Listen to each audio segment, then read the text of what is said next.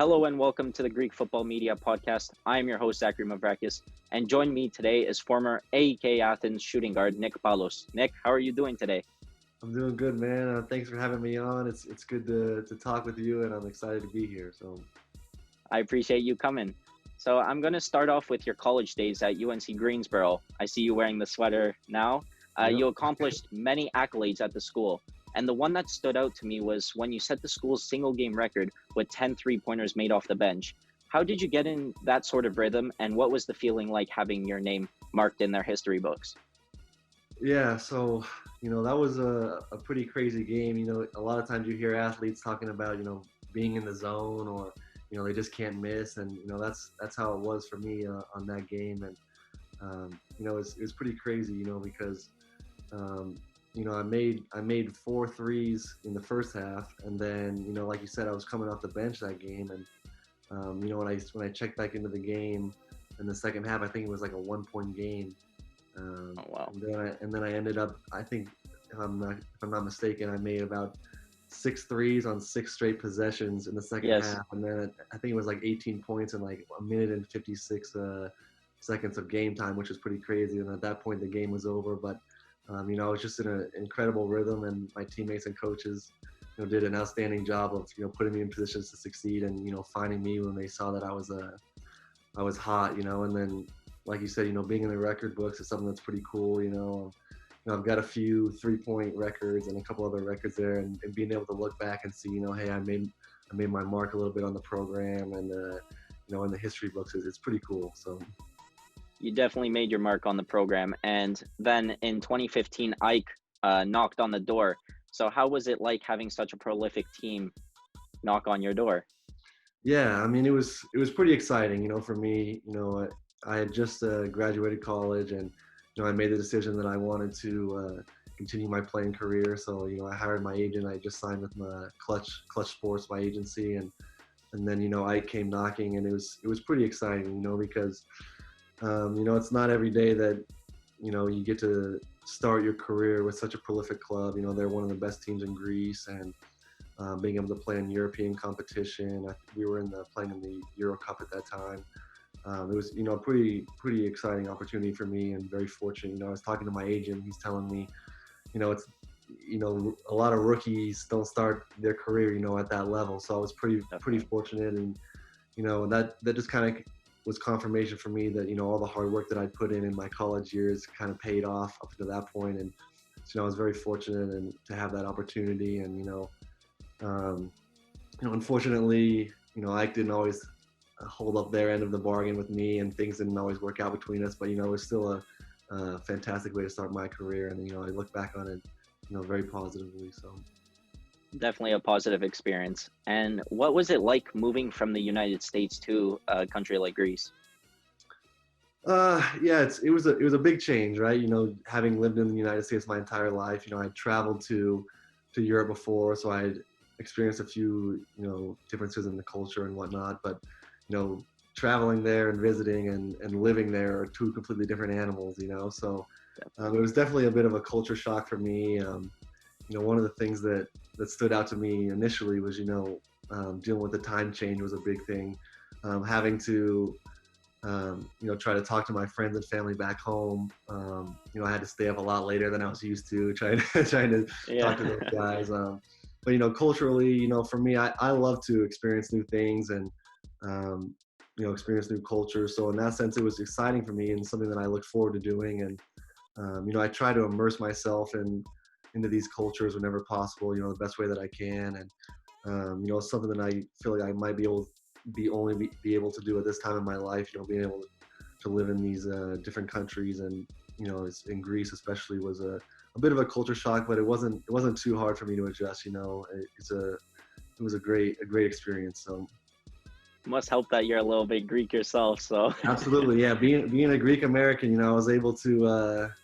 I was already familiar with a lot of the customs and the food and whatnot, so it was a little bit easier for me to adjust, I think, than a lot of people, it would be for them. So definitely. So what are some similarities and differences between living in the United States and living in Greece?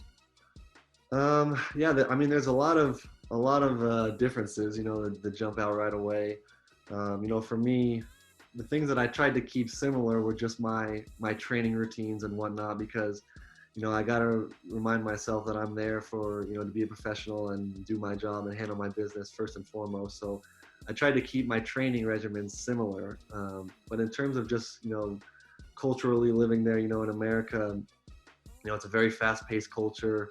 Everyone here is very ambitious in the States, and Greece is a little bit different. It's a much more relaxed More mentality. laid back, yes. Yeah, so us Greeks, we love our long lunches and coffee breaks and The 3 hour naps in the dinners and afternoon. whatnot. So, so Exactly.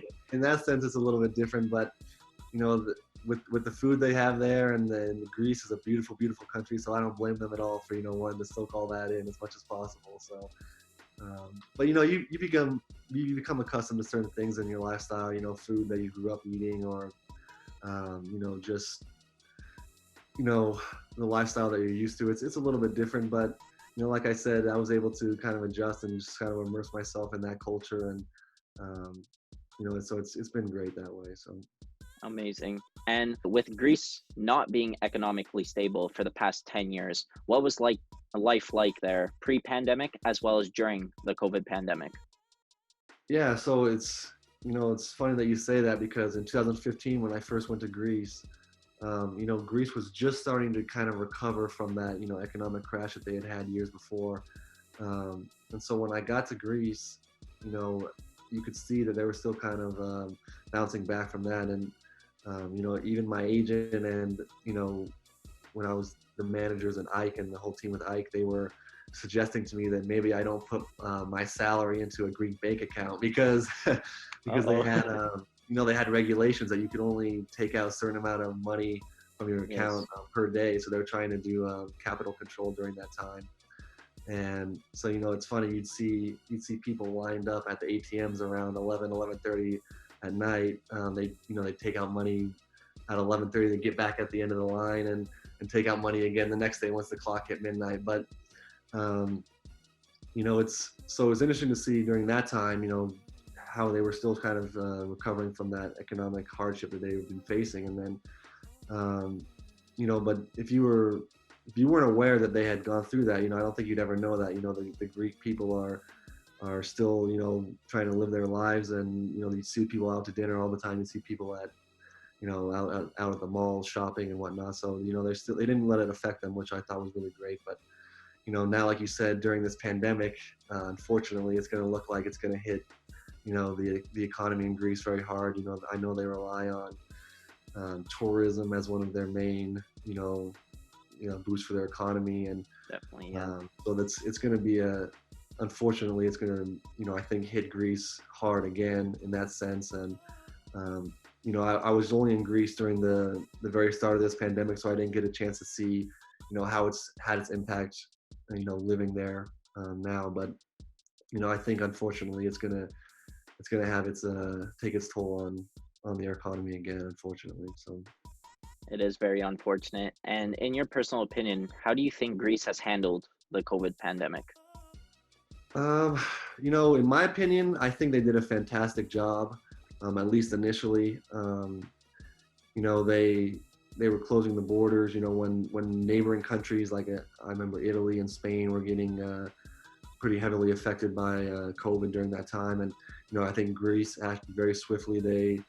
They closed their borders. They went in lockdowns. They had strict rules for coming out of your quarantine, and strict penalties for violating those rules. And I think with their low numbers during that time, it really I think it really had a good impact. And for me during that time in March, I was living on the island of Rhodes at that time. I was playing for Kolossos, and they had postponed our season, but they hadn't canceled it yet. So we were just kind of all hanging out, waiting to see what was going to happen. And then the Prime Minister of Greece decided to, close their borders. And it's funny. I got a call from my general manager at the time, and he called me and he says, "Hey, they're going to close the borders tomorrow. They're not going to let anybody in or out."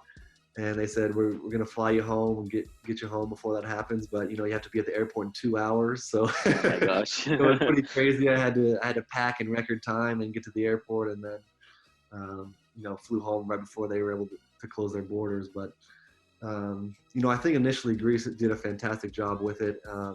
Like I talked about earlier, with tourism being one of their main economic boosters. I think they were kind of forced a little bit to open up and welcome those tourists back in, and you see it kind of affected it opened the floodgates a little bit for the virus to come back. But generally speaking, I think they did an outstanding job. So. Perfect. So, what do you think the future holds for Greek athletes with all the financial burden that the country has faced? Yeah, that's a very good question. I think it's going to take its toll on Greek athletics. Unfortunately, I mean, ownerships, team owners, and people that are putting money into these clubs. I don't think it's necessarily a priority for them right now, nor do I think it should be. I know sports for all of us is great for our mental health and for supporters, and for me especially. It's how I make my living. But I think they're prioritizing their own businesses, their own economy, and then of course the health of the people there in Greece. So unfortunately, I think it's going to take a hit. You're starting to see it a little bit now with team budgets being a lot lower than we're accustomed to, and whatnot. But hopefully we'll continue to progress there. A lot of the Greek leagues are continuing to play or trying to do the best they can, and so hopefully we'll continue to progress through it and get through this hard time. But you can see it's starting to really affect it, unfortunately. So but yeah, hopefully it will bounce back here in the near future as things get back to normal. Hopefully Definitely. soon. Definitely. I hope there's a positive impact on that sense for Greek athletics. Now, moving back to basketball, what are some similarities and differences with your training during the global pandemic and before? Yeah. Big differences, right? Big differences. So we had like I was telling you earlier, when I flew back from Greece, they had just postponed our season. They hadn't canceled it at that time. So Okay. so we were, when I was back home, I was preparing to potentially get that call, say, hey, come back to Greece and let's finish the season. So I was trying to stay in game shape and do all these things. But back here in the States, it was everyone was in quarantine during that time. So you had to get really creative. I was just running out on the street or doing the home workouts in the backyard and whatnot. And I was getting some strength and conditioning coaches were sending me stuff I could do at home and just trying to stay ready to go. But during pre-pandemic, you've got an abundance of trainers and gym access, and everyone's playing pickup games and whatnot, and it's easy to stay in shape and get ready. But you had to get real creative during the pandemic, and so I was preparing to go back to Greece, and then of course they ended up canceling our season. So so I was here preparing for the upcoming season, and then unfortunately I just had to have a knee surgery, which is the reason I'm still here in the States now. But yeah, just even now during the pandemic, doing physical therapy mostly from home, and it's definitely not what I'm used to. But we all have to adjust in some ways. I'm sure you've had to, and everyone else has. So. Definitely. Good. Yeah, I'm praying that your knee gets better, a speedy recovery. I appreciate Lastly, what are your plans for the future after this global pandemic settles down a bit? Would you consider going back to Greece to play again? Yeah, so like I said, I just had my knee surgery. So right now my main priority is to get that healthy, and then go from there. So as soon as I'm back healthy and able to play again, I'll sit down with my family and my agent, and we'll discuss what my options might be and what's something that I want to do. But looking at it right now, I think I would definitely consider going back to Greece. Generally my time there has been fantastic. I've had great experiences there. So I think as long as the leagues and whichever club I'm considering playing for is committed to being able to compete and remaining professional, and I know everyone's gonna have hardships they're going to have to deal with, but as long as they remain committed to being able to compete and being professional and handling our business, I think I'm definitely open to returning to Greece. And like I said, I've loved my time there. So Got to keep your options open. yeah, exactly. Well, that is all the time we have today. Thank you so much for coming on to the podcast. I cannot thank you enough. Yeah, absolutely, Zach. I appreciate you having me on, and hopefully we can do this again sometime. So For sure. Thank you.